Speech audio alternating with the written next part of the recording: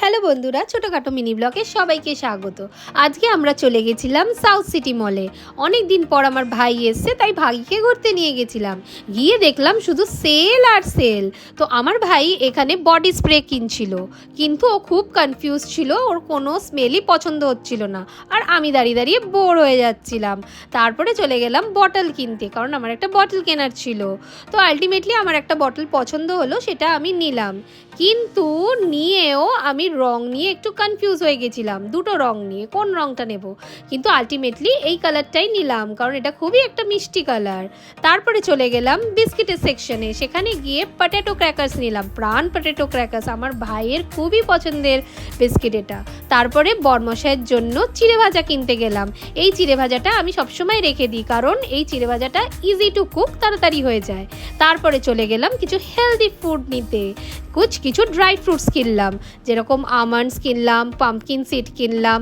তো এইগুলো আমি রেগুলার খাই, এগুলো স্বাস্থ্যের পক্ষে খুবই ভালো। তারপরে এদিক ওদিক একটুখানি জামা কাপড় দেখছিলাম, অনেকগুলোই জামা কাপড় দেখলাম, কিন্তু আমার ভাইয়ের কিছুই পছন্দ হলো না, তাই জন্য ও নিল না, বললো নেক্সট টাইম এসে নেবে। তারপরে বিল করে আমরা সোজা স্পেন্সার থেকে বেরিয়ে গেলাম।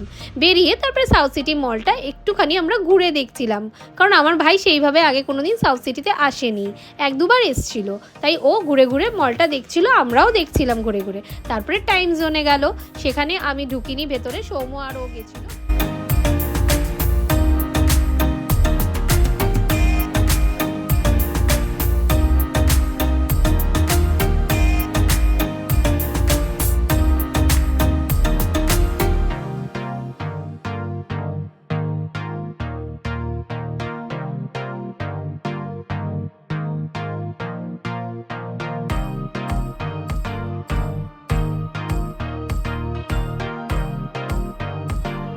অনেকক্ষণ ধরে ঘুরছিলাম আর পায়েও খুব ব্যথা করছিল, তাই জন্য একটু বসে নিলাম। বসে খিদেও পেয়ে গেছিল খুব জোর, তাই স্ন্যাক্স প্যাক নামে একটা দোকানে, মানে একটা রেস্টুরেন্টে আমরা খেতে গেছিলাম। সেখানে গিয়ে আমরা কম্বো অফার নিয়েছিলাম। কম্বোতে ছিল হচ্ছে ফ্রাইড রাইস, চিলি চিকেন, চাটনি আর চিকেন ললিপপ। তো প্রথমত তো পেট পুড়ে আমরা খেয়ে নিলাম।